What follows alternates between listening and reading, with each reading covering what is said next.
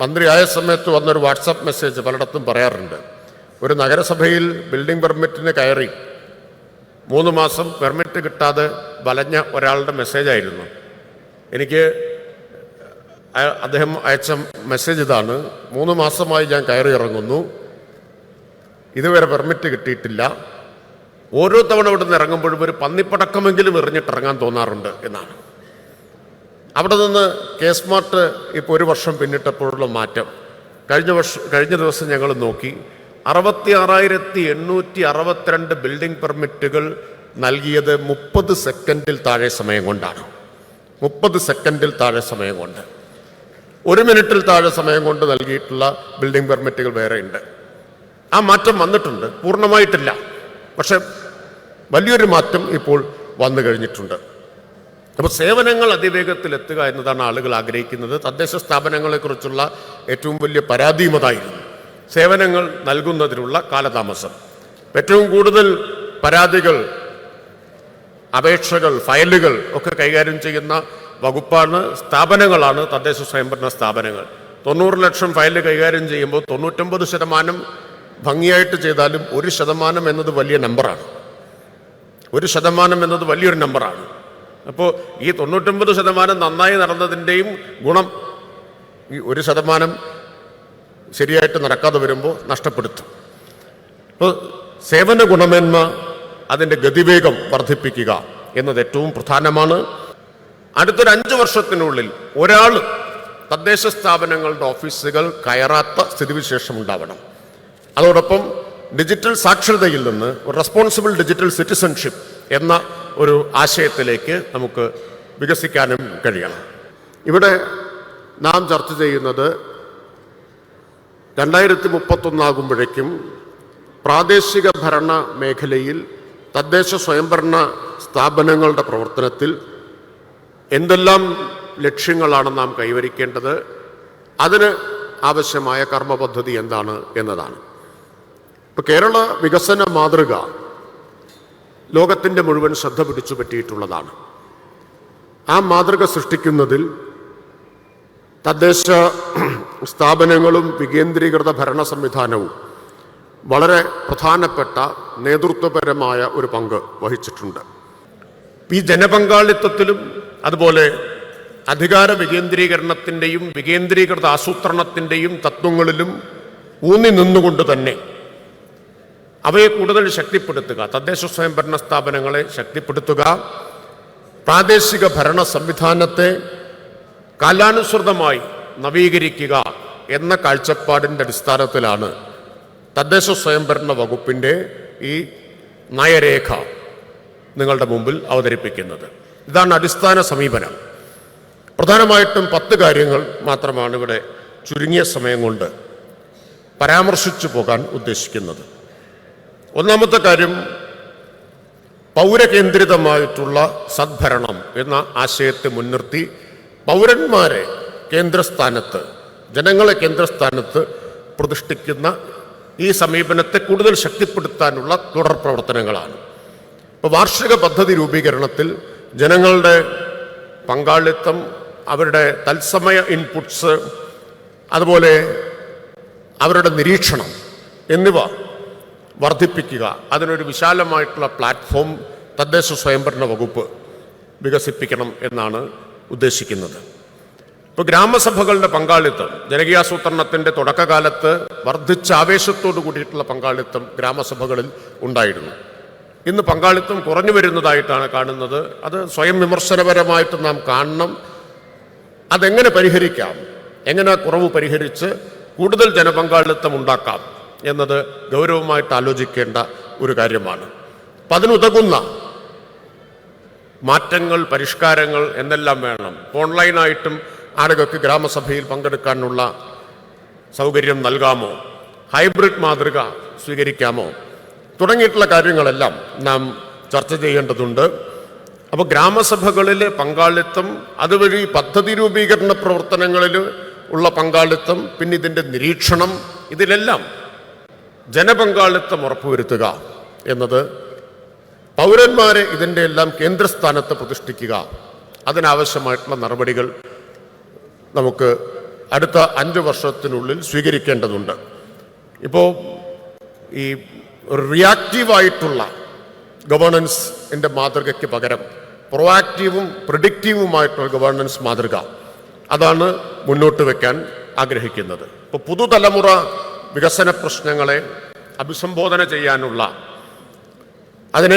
അതിനോടൊരു പരിഹാരാധിഷ്ഠിതമായ സമീപനം സ്വീകരിക്കുക എന്നതാണ് ഉണ്ടാകേണ്ട ഒരു മാറ്റം എന്ന നിലയിൽ ഞങ്ങൾ കാണുന്നത്. അപ്പോൾ സേവനങ്ങൾ ഇന്ന് നൽകുന്നതിൽ കൂടുതൽ കാര്യക്ഷമതയും വേഗവും കൈവരിക്കാൻ കഴിഞ്ഞിട്ടുണ്ട്. കെ-സ്മാർട്ട് വന്നു, സേവനങ്ങൾ ഓൺലൈനായി, എല്ലാവർക്കും അതിൻ്റെ പ്രയോജനം കിട്ടിത്തുടങ്ങിയെന്ന് പറയാറായിട്ടില്ല. ഇവിടെ റിപ്പോർട്ടിൽ കെ-സ്മാർട്ടിൻ്റെ പ്രത്യേകമായിട്ടുള്ള റിപ്പോർട്ട് ഇവിടെ വരുന്നുണ്ട്. ഞാൻ മന്ത്രിയായ സമയത്ത് വന്നൊരു വാട്സാപ്പ് മെസ്സേജ് പലയിടത്തും പറയാറുണ്ട്. ഒരു നഗരസഭയിൽ ബിൽഡിംഗ് പെർമിറ്റിന് കയറി 3 മാസം പെർമിറ്റ് കിട്ടാതെ വലഞ്ഞ ഒരാളുടെ മെസ്സേജായിരുന്നു. എനിക്ക് അദ്ദേഹം അയച്ച മെസ്സേജ് ഇതാണ്: 3 മാസമായി ഞാൻ കയറി ഇറങ്ങുന്നു, ഇതുവരെ പെർമിറ്റ് കിട്ടിയിട്ടില്ല. ഓരോ തവണ ഇവിടെ നിന്ന് ഇറങ്ങുമ്പോഴും ഒരു പന്നിപ്പടക്കമെങ്കിലും എറിഞ്ഞിട്ടിറങ്ങാൻ തോന്നാറുണ്ട് എന്നാണ്. അവിടെ നിന്ന് കെ-സ്മാർട്ട് ഇപ്പോൾ 1 വർഷം പിന്നിട്ടപ്പോഴുള്ള മാറ്റം, കഴിഞ്ഞ ദിവസം ഞങ്ങൾ നോക്കി, 66,862 ബിൽഡിംഗ് പെർമിറ്റുകൾ നൽകിയത് 30 സെക്കൻഡിൽ താഴെ സമയം കൊണ്ടാണ്. 30 സെക്കൻഡിൽ താഴെ സമയം കൊണ്ട്, 1 മിനിറ്റിൽ താഴെ സമയം കൊണ്ട് നൽകിയിട്ടുള്ള ബിൽഡിംഗ് പെർമിറ്റുകൾ വേറെയുണ്ട്. ആ മാറ്റം വന്നിട്ടുണ്ട്, പൂർണ്ണമായിട്ടില്ല, പക്ഷെ വലിയൊരു മാറ്റം ഇപ്പോൾ വന്നു കഴിഞ്ഞിട്ടുണ്ട്. അപ്പോൾ സേവനങ്ങൾ അതിവേഗത്തിൽ എത്തുക എന്നതാണ് ആളുകൾ ആഗ്രഹിക്കുന്നത്. തദ്ദേശ സ്ഥാപനങ്ങളെക്കുറിച്ചുള്ള ഏറ്റവും വലിയ പരാതിയും അതായിരുന്നു, സേവനങ്ങൾ നൽകുന്നതിനുള്ള കാലതാമസം. ഏറ്റവും കൂടുതൽ പരാതികൾ, അപേക്ഷകൾ, ഫയലുകൾ ഒക്കെ കൈകാര്യം ചെയ്യുന്ന വകുപ്പാണ്, സ്ഥാപനങ്ങളാണ് തദ്ദേശ സ്വയംഭരണ സ്ഥാപനങ്ങൾ. 90 ലക്ഷം ഫയല് കൈകാര്യം ചെയ്യുമ്പോൾ 99% ഭംഗിയായിട്ട് ചെയ്താലും 1% എന്നത് വലിയ നമ്പറാണ്. 1% എന്നത് വലിയൊരു നമ്പറാണ്. അപ്പോൾ ഈ 99% നന്നായി നടന്നതിൻ്റെയും ഗുണം ഈ 1% ശരിയായിട്ട് നടക്കാതെ വരുമ്പോൾ നഷ്ടപ്പെടുത്തും. അപ്പോൾ സേവന ഗുണമേന്മ, അതിൻ്റെ ഗതിവേഗം വർദ്ധിപ്പിക്കുക എന്നത് ഏറ്റവും പ്രധാനമാണ്. അതുപോലെ ഇതിനുവേണ്ടി നിരവധി ചട്ടഭേദഗതികൾ ഇപ്പോൾ തന്നെ നടപ്പാക്കി. ലൈസൻസ് ചട്ടങ്ങൾ സമൂലമായി പരിഷ്കരിച്ചു. കെട്ടിട നിർമ്മാണ ചട്ടങ്ങളുടെ പരിഷ്കരണം അന്തിമഘട്ടത്തിലാണ്. 2 ആഴ്ചയ്ക്കുള്ളതിൻ്റെ നോട്ടിഫിക്കേഷൻ പുറത്തിറങ്ങും. അതിൻ്റെ ഉദ്ദേശം ഈസ് ഓഫ് ഡൂയിങ് ബിസിനസ് മെച്ചപ്പെടുത്തുക എന്നത് മാത്രമല്ല, ഈസ് ഓഫ് ലിവിങ് കൂടി മെച്ചപ്പെടുത്തുക എന്നതാണ്. ആ ചട്ടഭേദഗതികൾ, ഇനിയും ആവശ്യമായിട്ടുള്ള ചട്ടഭേദഗതികൾ കൊണ്ടുവരണം. കാലാനുസൃതമായിട്ടുള്ള ചട്ടഭേദഗതികളെല്ലാം കൊണ്ടുവരേണ്ടതാണ്. സേവന ഗുണമേന്മയുടെ അടിസ്ഥാനത്തിൽ തദ്ദേശ സ്ഥാപനങ്ങൾക്ക് ഗ്രേഡിംഗ് കൊണ്ടുവരിക, അതോടൊപ്പം തന്നെ ജീവനക്കാർക്ക് കൂടി ഗ്രേഡിംഗ് കൊണ്ടുവരണം എന്ന ഒരു കാഴ്ചപ്പാടാണ് മുന്നോട്ട് വയ്ക്കാനുള്ളത്. ജനങ്ങൾക്ക് ഇത് വിലയിരുത്താനുള്ള സംവിധാനം, ജീവനക്കാരുടെ പ്രവർത്തനം, അതുപോലെ തദ്ദേശ സ്ഥാപനങ്ങളുടെ പ്രവർത്തനം വിലയിരുത്താനുള്ള ഒരു സംവിധാനം ഉണ്ടാവണം. വിപ്ലവകരമായിട്ടുള്ള ഒരു ഭേദഗതി കഴിഞ്ഞ ദിവസം നിയമസഭാ സമ്മേളനത്തിൽ കൊണ്ടുവന്നു കഴിഞ്ഞു. പക്ഷേ കോലാഹലങ്ങൾ കൊണ്ട് അത് വേണ്ടത്ര ശ്രദ്ധിക്കപ്പെട്ടിട്ടില്ല എന്നാണ് തോന്നുന്നത്. ആ ഭേദഗതി പഞ്ചായത്ത് രാജ് മുനിസിപ്പൽ ആക്ടിൽ കൊണ്ടുവന്ന ഭേദഗതി തദ്ദേശ സ്ഥാപനങ്ങളുടെ എല്ലാ വികസനക്ഷേമ പ്രവർത്തനങ്ങളും ഇനിമേൽ സോഷ്യൽ ഓഡിറ്റിന് വിധേയമാക്കാനുള്ള ഭേദഗതിയാണ്. ഇപ്പോൾ തൊഴിലുറപ്പിൻ്റെ സോഷ്യൽ ഓഡിറ്റ് ഇന്ത്യയിൽ ഏറ്റവും ഭംഗിയായും ഫലപ്രദമായിട്ടും ചെയ്യുന്ന സംസ്ഥാനം കേരളമാണ്. അതിനുള്ള പുരസ്കാരവും നമുക്ക് കിട്ടിയിട്ടുള്ളതാണ്. അപ്പോൾ അതേ മാതൃകയിൽ തദ്ദേശ സ്ഥാപനങ്ങളുടെ ഏതൊരു വികസനക്ഷേമ പ്രവർത്തനവും സോഷ്യൽ ഓഡിറ്റിന് വിധേയമാക്കുക എന്നതും ഈ പൗരകേന്ദ്രിതമായിട്ടുള്ള സമീപനത്തിൻ്റെ ഭാഗമാണ്. ഡിജിറ്റൽ ഗവേണൻസിൽ ഉണ്ടായിട്ടുള്ള മാറ്റത്തെക്കുറിച്ച് ഇവിടെ പറഞ്ഞു കഴിഞ്ഞു, ഞാനത് ആവർത്തിക്കുന്നില്ല. സമ്പൂർണ്ണ ഡിജിറ്റൽ സാക്ഷരത എന്നൊരു വലിയ ലക്ഷ്യം നാം കൈവരിച്ചു കഴിഞ്ഞിട്ടുണ്ട്. അവിടെ നിർത്താനല്ല ഗവൺമെൻറ് ഉദ്ദേശിക്കുന്നത്. കേവല ഡിജിറ്റൽ സാക്ഷരത കൊണ്ട് അവസാനിപ്പിക്കാനല്ല, ഡിജിറ്റൽ സാക്ഷരതയെ അടുത്തൊരു ഘട്ടത്തിലേക്ക് ഉയർത്തുക എന്നതാണ് ഗവൺമെൻറ് ഉദ്ദേശിക്കുന്നത്. ഇപ്പോൾ തന്നെ തദ്ദേശ സ്ഥാപന സേവനം നേടുന്നതിന് ആളുകൾ നേരിട്ട് തദ്ദേശ സ്ഥാപനങ്ങളിൽ പോകേണ്ട ആവശ്യമില്ല. അടുത്തൊരു 5 വർഷത്തിനുള്ളിൽ ഒരാൾ തദ്ദേശ സ്ഥാപനങ്ങളുടെ ഓഫീസുകൾ കയറാത്ത സ്ഥിതിവിശേഷം ഉണ്ടാവണം. അതോടൊപ്പം ഡിജിറ്റൽ സാക്ഷരതയിൽ നിന്ന് റെസ്പോൺസിബിൾ ഡിജിറ്റൽ സിറ്റിസൺഷിപ്പ് എന്ന ഒരു ആശയത്തിലേക്ക് നമുക്ക് വികസിക്കാനും കഴിയണം. മൂന്നാമത്തെ കാര്യം തദ്ദേശ സ്ഥാപനങ്ങളുടെ ശാക്തീകരണമാണ്. തദ്ദേശ വകുപ്പിനെയും സ്ഥാപനങ്ങളെയും കൂടുതൽ പ്രൊഫഷണലാക്കി മാറ്റേണ്ടതുണ്ട്. അതിന് കപ്പാസിറ്റി ഡെവലപ്മെൻറ്റ്, കാര്യശേഷി വികസനം, അത് പ്രധാനമായിട്ടും ഊന്നൽ നൽകേണ്ട ഒരു മേഖലയാണ് എന്നാണ് ഞങ്ങൾ കാണുന്നത്. പരിശീലനം, ആധുനികമായ ശാസ്ത്രീയമായ പരിശീലന സംവിധാനങ്ങളാകെ പൊളിച്ചെഴുതുന്നതിനുള്ള ഒരു പ്രക്രിയ ഇപ്പോൾ തന്നെ ആരംഭിച്ചു കഴിഞ്ഞിട്ടുണ്ട്. പരിശീലനം, ഒപ്പം നിലവിൽ സർവീസിലുള്ളവർക്കുള്ള പുനഃപരിശീലനം, അതിനും പുറമെ ഇപ്പോൾ കൺസൾട്ടൻസികളുടെ പിന്തുണ, പദ്ധതി രൂപീകരണം തുടങ്ങിയ കാര്യങ്ങളിൽ തേടുന്നതുൾപ്പെടെയുള്ള മാറ്റങ്ങൾ ഉണ്ടാവണം എന്നതാണ് ആഗ്രഹിക്കുന്നത്. ഡേറ്റ അധിഷ്ഠിതമായിട്ടുള്ള ആസൂത്രണം, ശാസ്ത്രീയമായിട്ടുള്ള പദ്ധതി രൂപീകരണത്തിനൊക്കെ ഡേറ്റയെ അടിസ്ഥാനമാക്കി അതിനെ ഉപയോഗപ്പെടുത്തിക്കൊണ്ടുള്ള ഒരു മാറ്റത്തിലേക്ക് വരണം എന്നതാണ് ആഗ്രഹിക്കുന്നത്.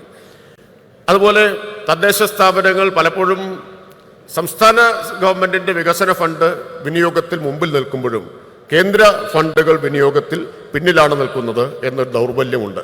അപ്പോൾ കേന്ദ്ര ഫണ്ടുകൾ, കേന്ദ്രാവിഷ്കൃത പദ്ധതികളുടെ വിനിയോഗവും നടത്തിപ്പും കൂടുതൽ കാര്യക്ഷമമാക്കുന്നതിന് വകുപ്പ് തലം മുതൽ തദ്ദേശ സ്ഥാപന തലം വരെ പ്രത്യേകമായിട്ടുള്ളൊരു സംവിധാനം ഉണ്ടാവണം എന്ന് കാണുന്നു. ഒരു വർക്ക് സ്റ്റഡി, സമഗ്രമായ ഒരു വർക്ക് സ്റ്റഡി തദ്ദേശ വകുപ്പിൽ നടത്തി ആ വർക്ക് സ്റ്റഡിയുടെ അടിസ്ഥാനത്തിൽ സ്റ്റാഫ് പാറ്റേണിൽ ആവശ്യമായിട്ടുള്ള ക്രമീകരണങ്ങൾ, പുനഃസംഘാടനം വരുത്തണമെന്നതാണ് കാണുന്നത്. മറ്റൊരു പ്രധാനപ്പെട്ട പ്രശ്നം എഞ്ചിനീയറിംഗ് മേഖലയുടെ പ്രശ്നമാണ്. അത് ജനപ്രതിനിധികൾക്ക് എല്ലാവർക്കും അറിയുന്ന കാര്യമാണ് എന്നതുകൊണ്ടും ഏറ്റവും കൂടുതൽ പരാതികൾ ഉയരുന്നത് അത് സംബന്ധിച്ചാണ് എന്നതുകൊണ്ടും അത് നമ്മൾ അടിയന്തരമായി തന്നെ അഭിസംബോധന ചെയ്യേണ്ട ഒരു വിഷയമാണ് എന്ന് കാണുന്നു. എഞ്ചിനീയറിംഗ് മേഖലയെ കൂടുതൽ കാര്യക്ഷമമാക്കുന്നതിനും ശക്തിപ്പെടുത്തുന്നതിനുമുള്ള നടപടികൾ സ്വീകരിക്കുക എന്നത് ഈ നയരേഖയുടെ ഭാഗമായിട്ട് പ്രാധാന്യം കൊടുക്കുന്ന ഒരു കാര്യമാണ്. ഇപ്പോൾ ക്വാളിറ്റി മോണിറ്ററിംഗ് സംവിധാനം, ഗുണനിലവാര പരിശോധനാ സംവിധാനം നമുക്ക് ഏർപ്പെടുത്തേണ്ടതുണ്ട്. അതുപോലെ ഗുണനിലവാര ലബോറട്ടറികൾ നേരത്തെ ചർച്ച ചെയ്ത ആശയമാണ്, പക്ഷേ നമുക്ക് നടപ്പിലാക്കാനായിട്ടില്ല. അത് നടപ്പാക്കണം. ഗ്രാമീണ റോഡുകളുടെ നിർമ്മാണ രീതിയിൽ പുതിയ സങ്കേതങ്ങളും പുതിയ സാങ്കേതിക വിദ്യയുമൊക്കെ പ്രയോഗിക്കണം. നിലവിലുള്ള രീതിയിൽ നിന്നൊരു മാറ്റം അതിന് ആവശ്യമാണ് എന്ന് കാണുന്നു. വളരെ പ്രധാനപ്പെട്ട ഒരു കാര്യമാണ് തദ്ദേശ സ്ഥാപനങ്ങളെ സാമ്പത്തികമായി ശാക്തീകരിക്കുക എന്നത്. യഥാർത്ഥത്തിൽ കേരളത്തിൻ്റെ ഇപ്പോൾ പെർ ക്യാപിറ്റ ഇൻകം എടുത്താൽ ഇന്ത്യയിലെ ആദ്യത്തെ 5 സംസ്ഥാനങ്ങളിൽ, ഉയർന്ന പ്രതിശീർഷ വരുമാനത്തിൻ്റെ കാര്യത്തിൽ ആദ്യത്തെ 5 സംസ്ഥാനങ്ങളിൽ വരുന്ന ഒരു സംസ്ഥാനമാണ് കേരളം. നമ്മുടെ നഗരങ്ങളൊക്കെ സമ്പന്നമാണ്. പക്ഷേ സമ്പന്നമായ നഗരങ്ങളിൽ പോലും നഗരസഭകൾ ദരിദ്രമാണ് എന്ന സ്ഥിതിയാണുള്ളത്. ഇന്നാണെങ്കിൽ GST ഒക്കെ വന്ന ശേഷം സംസ്ഥാന സർക്കാരിനേക്കാൾ കൂടുതൽ നികുതി സമാഹരിക്കുന്നതിന് സാധ്യതയുള്ള സ്ഥാപനങ്ങളാണ് തദ്ദേശ സ്ഥാപനങ്ങൾ. സംസ്ഥാന സർക്കാരിന് ഇപ്പോൾ വലിയ പരിമിതിയാണ്, വലിയ തോതിൽ നികുതി സമാഹരിക്കാനെന്നുള്ള സ്രോതസ്സുകളില്ല. പക്ഷെ തദ്ദേശ സ്ഥാപനങ്ങൾക്ക് അതിനേക്കാൾ കൂടുതൽ സ്രോതസ്സുകളുണ്ട്. അത് യഥാർത്ഥത്തിൽ നമ്മൾ ഉപയോഗപ്പെടുത്തുന്നില്ല എന്നതാണ്.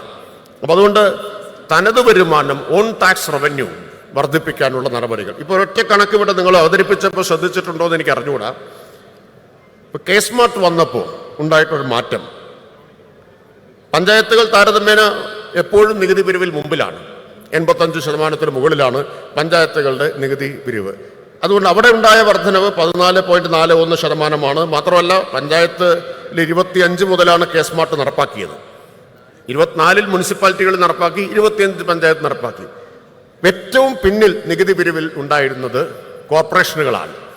കോർപ്പറേഷനുകളിൽ കേസ്മാർട്ട് വന്ന ഒറ്റ കൊല്ലം കൊണ്ടുണ്ടായ വർധനവ് 69.94%.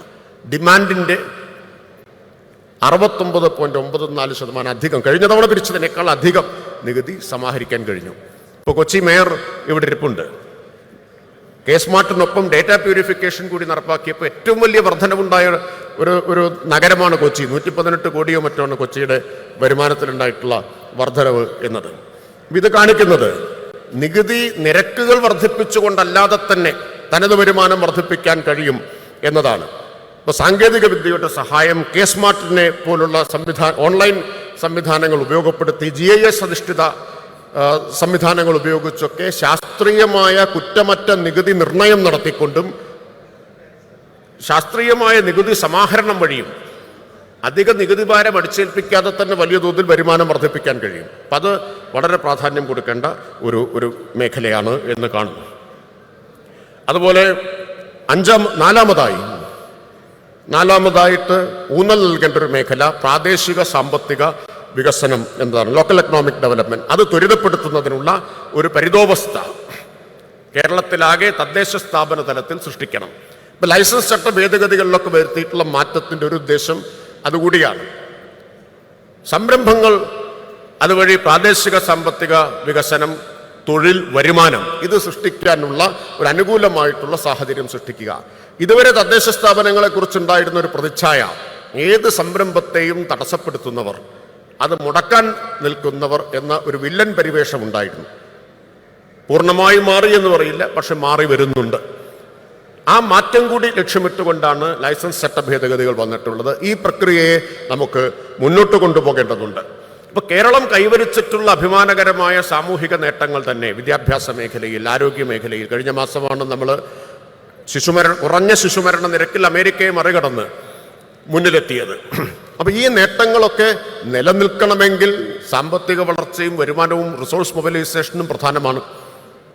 അതുണ്ടാവണമെങ്കിൽ പ്രാദേശിക സാമ്പത്തിക വികസനം ആണ് ഇപ്പോൾ പ്രധാനമായിട്ടും നമുക്ക് ആശ്രയിക്കാൻ കഴിയുന്ന ഒരു കാര്യം. അതുകൊണ്ട് തന്നെ പ്രാദേശിക ഭരണ സംവിധാനങ്ങളെ, തദ്ദേശ സ്ഥാപനങ്ങളെ പ്രാദേശിക സാമ്പത്തിക വികസനത്തിൻ്റെ ചാലകശക്തിയാക്കി മാറ്റണമെന്നതാണ് സർക്കാർ മുന്നോട്ട് വയ്ക്കുന്ന ഒരു കാഴ്ചപ്പാട്. ഇപ്പോൾ മധ്യവരുമാന രാജ്യങ്ങളുടെ വരുമാനത്തിലേക്ക് കേരളത്തെ ഉയർത്തുക, അവരുടെ ജീവിത നിലവാരത്തിലേക്ക് ഉയർത്തുക എന്ന ലക്ഷ്യം കൈവരിക്കണമെങ്കിൽ തൊഴിലുണ്ടാവണം, വരുമാനമുണ്ടാവണം, സമ്പത്ത് സൃഷ്ടിക്കാൻ കഴിയണം. അപ്പം അതിന് കേരളം പോലൊരു സംസ്ഥാനത്തിന് വലിയ കേന്ദ്രീകൃതമായിട്ടുള്ള വ്യവസായം അതുവഴിയൊക്കെ വളർച്ച കൈവരിക്കുക എന്നതിനേക്കാൾ അനുയോജ്യമായിട്ടുള്ളത് പ്രാദേശികമായിട്ടുള്ള സാമ്പത്തിക വികസനത്തെ ആശ്രയിക്കുക എന്നതാണ്. അഞ്ചാമത്തെ കാര്യം സുസ്ഥിര അടിസ്ഥാന സൗകര്യ വികസനവും സംയോജിത വികസനവുമാണ്. ഇപ്പോൾ സംയോജിത ദീർഘകാല ഭൂവിനിയോഗ ആസൂത്രണത്തിലേക്കുള്ള മാറ്റം കേരളത്തിന് വളരെ വളരെ അനിവാര്യമാണ്. അതിൻ്റെ സമയം ഇപ്പോൾ തന്നെ അതിക്രമിച്ചു കഴിഞ്ഞിരിക്കുന്നു. അപ്പം അതിന് ഒരു മുൻഗണനയും ഊന്നലും നൽകേണ്ടതുണ്ട് എന്ന് കാണുന്നു. അതുപോലെ സുസ്ഥിര വികസനത്തിൻ്റെ ഏറ്റവും പ്രധാനപ്പെട്ട ഒരാധാരശിലയാണ് ജലസുരക്ഷ, പ്രകൃതി വിഭവങ്ങളുടെ പരിപാലനം എന്നിവയൊക്കെ. ജലസ്രോതസ്സുകളുടെ സംരക്ഷണം, അതുപോലെ ജലക്കമ്മി, വാട്ടർ ഡെഫിസിറ്റിനെ പരിഹരിക്കാനുള്ള നടപടികൾ, ജല ബജറ്റ്, ഇത്തരത്തിലുള്ള ആശയങ്ങൾ, ജലസുരക്ഷ, സുരക്ഷിതമായ കുടിവെള്ളം എന്നിവ ഉറപ്പുവരുത്താനുള്ള പ്രവർത്തനങ്ങൾ സുസ്ഥിര വികസനത്തിൻ്റെ ഏറ്റവും പ്രധാനപ്പെട്ട ഉള്ളടക്കമാണ് എന്ന് കാണുന്നു. ആറാമത്തെ കാര്യം കാലാവസ്ഥാ വ്യതിയാനത്തെയും അതുപോലെ ദുരന്ത പ്രതികരണ സംവിധാനത്തെയും മുന്നിൽ കണ്ടുകൊണ്ടുള്ള പ്രവർത്തനങ്ങളാണ്. ഇപ്പോൾ തന്നെ പ്രാദേശിക കർമ്മ പദ്ധതി, local action plan on climate change ഇന്ത്യയിൽ ആവിഷ്കരിക്കാൻ ആരംഭിച്ച ഏക സംസ്ഥാനം കേരളമാണ്. ഇപ്പോൾ കിലയുടെ സഹായത്തോടുകൂടി UNDPയും കിലയും ചേർന്ന് വികസിപ്പിച്ച ഒരു മെത്തഡോളജിയുടെ അടിസ്ഥാനത്തിൽ 268 പഞ്ചായത്തുകൾ local action plan on climate change ആവിഷ്കരിച്ചു കഴിഞ്ഞു. 268 പഞ്ചായത്തുകൾ. അടുത്ത 2 വർഷം കൊണ്ട് എല്ലാ തദ്ദേശ സ്ഥാപനങ്ങളിലും local action plan on climate change ആവിഷ്കരിക്കുക എന്നത് ഒരു ലക്ഷ്യമായിട്ട് നാം മുന്നോട്ട് വയ്ക്കുന്നത്. 2031 ആകുമ്പോഴേക്കുമല്ല, അടുത്ത 2 വർഷം കൊണ്ട് തന്നെ ആ ലക്ഷ്യം നമുക്ക് കൈവരിക്കാൻ കഴിയണം. ദുരന്ത പ്രതികരണത്തിന് നമ്മളിപ്പോൾ ഒരു ജനകീയ സംവിധാനത്തെ ഉണ്ടാക്കിയിട്ടുണ്ട്. അതിനെ കൂടുതൽ ശക്തിപ്പെടുത്തണം. ആ ദുരന്ത പ്രതികരണ സംവിധാനത്തിന്, ജനകീയമായ സംവിധാനത്തിന് പരിശീലനം നൽകിയും മറ്റും അത് ശക്തിപ്പെടുത്തുക. വാർഷിക പദ്ധതി രൂപീകരണത്തിൽ ഇതുകൂടി ഉൾച്ചേർക്കണം. കാലാവസ്ഥാ വ്യതിയാനത്തെ നേരിടാനും ദുരന്ത പ്രതികരണ സംവിധാനത്തെ ശക്തിപ്പെടുത്താനുമുള്ള കാഴ്ചപ്പാടുകൾ കൂടി വാർഷിക പദ്ധതി രൂപീകരണത്തിൽ ഉൾച്ചേർക്കുക എന്നതാണ്. അതുപോലെ നഗരവൽക്കരണം അതിവേഗത്തിൽ സംഭവിച്ചുകൊണ്ടിരിക്കുകയാണ്. അടുത്തൊരു 10 കൊല്ലത്തിനുള്ളിൽ ഏറെക്കുറെ സമ്പൂർണ്ണ നഗര സംസ്ഥാനമായിട്ട് കേരളം മാറും എന്നാണ് കണക്കാക്കുന്നത്. അതിൻ്റെ പ്രാധാന്യം കണക്കിലെടുത്തുകൊണ്ട് സംസ്ഥാന ഗവൺമെൻറ് ഒരു അർബൻ പോളിസി കമ്മീഷനെ നിയമിക്കുകയുണ്ടായി. ആഗോളതലത്തിൽ തന്നെ വിദഗ്ധരായ, ദേശീയ തലത്തിലുമൊക്കെ വിദഗ്ധരായിട്ടുള്ള ആളുകളടങ്ങിയ ഒരു കമ്മീഷൻ നിയോഗിച്ചു.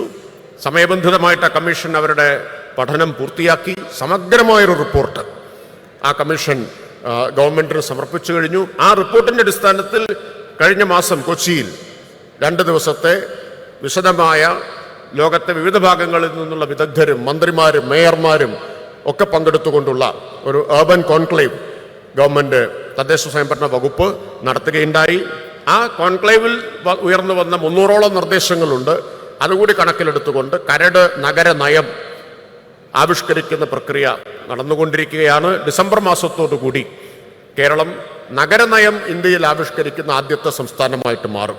ഇപ്പോൾ കേരളത്തിൻ്റെ മാതൃകയിൽ കേന്ദ്ര ഗവൺമെന്റ് നവംബർ 4 മുതൽ 9 വരെ ദേശീയ തലത്തിൽ ഒരു അർബൻ കോൺക്ലേവ് സംഘടിപ്പിക്കാൻ തീരുമാനിച്ചിരിക്കുകയാണ്. അപ്പോൾ നമ്മുടെ റിപ്പോർട്ട് ഈ തരത്തിൽ ഇന്ത്യയിലെ ആദ്യത്തെ സമഗ്രമായിട്ടുള്ള റിപ്പോർട്ടാണ്. നഗരവൽക്കരണത്തെക്കുറിച്ച് പഠിച്ച സമഗ്രമായ റിപ്പോർട്ടാണ്. അപ്പോൾ നഗര നയം പ്രത്യേകമായി തന്നെ വരുന്നു എന്നതുകൊണ്ട് അതിൻ്റെ വിശദാംശങ്ങളിലേക്ക് ഇവിടെ ഈ നയരേഖയിൽ പോകുന്നില്ല. മാസ്റ്റർ പ്ലാൻ, നഗരങ്ങൾക്ക് മാസ്റ്റർ പ്ലാൻ തയ്യാറാക്കുന്ന പ്രക്രിയ ഇപ്പോൾ നടന്നുകൊണ്ടിരിക്കുന്നു. അത് നമുക്ക് അടുത്ത 2 വർഷം കൊണ്ട് പൂർത്തിയാക്കാൻ കഴിയണം. എല്ലാ നഗരങ്ങൾക്കും മാസ്റ്റർ പ്ലാൻ. ആ മാസ്റ്റർ പ്ലാനിനെ അടിസ്ഥാനപ്പെടുത്തിയിട്ടുള്ള പദ്ധതി രൂപീകരണം നഗരസഭകളിൽ നമുക്ക് ഉറപ്പുവരുത്താൻ കഴിയേണ്ടതാണ്. 8ാമത്തെ കാര്യം വികസനക്ഷേമ പ്രവർത്തനങ്ങളാണ്. ഇപ്പോൾ ഭിന്നശേഷിക്കാർ, വയോജനങ്ങൾ, സ്ത്രീകൾ, കുട്ടികൾ എന്നിവർക്കും അടിസ്ഥാന ജനവിഭാഗങ്ങളുടെയും ക്ഷേമത്തിന് ഊന്നൽ നൽകുന്ന തരത്തിലുള്ള ഒരു വികസന ക്ഷേമ സമീപനം കൂടുതൽ ശക്തമായിട്ട് തുടരുക. അത് തന്നെയാണ് ഇപ്പോഴും നമ്മൾ സ്വീകരിക്കുന്ന സമീപനം. അത് കൂടുതൽ ശക്തമായിട്ട് തന്നെ തുടരുക. അതോടൊപ്പം മൈക്രോ പ്ലാൻ അധിഷ്ഠിതമായിട്ടുള്ള പ്രത്യേക പദ്ധതികൾ ഇവരുടെ ക്ഷേമത്തിന് ആവിഷ്കരിക്കണം എന്നതാണ് സർക്കാർ കാണുന്നൊരു കാര്യം. പൊതുവായിട്ടുള്ള പദ്ധതികൾക്ക് പകരം മൈക്രോ പ്ലാൻ അധിഷ്ഠിതമായിട്ടുള്ള പ്രത്യേക പദ്ധതികൾ എന്നത്. അതോടൊപ്പം അതിദാരിദ്ര്യ നിർമ്മാർജ്ജനം എന്ന ചരിത്ര നേട്ടം നമ്മൾ കൈവരിക്കാൻ ഇനി ഏതാനും ദിവസങ്ങൾ കൂടിയേ ഉള്ളൂ. നവംബർ 1 ഇന്ത്യയിൽ ആദ്യമായി അതിദാരിദ്ര്യ നിർമ്മാർജ്ജനം ചെയ്യുന്ന, ലോകത്ത് ചൈനയ്ക്ക് ശേഷം അതിദാരിദ്ര്യ നിർമ്മാർജ്ജനം എന്ന ലക്ഷ്യം കൈവരിക്കുന്ന 2ാമത്തെ പ്രദേശമായി മാറുന്ന ഒരു നേട്ടം കേരളം കൈവരിക്കാൻ പോവുകയാണ്.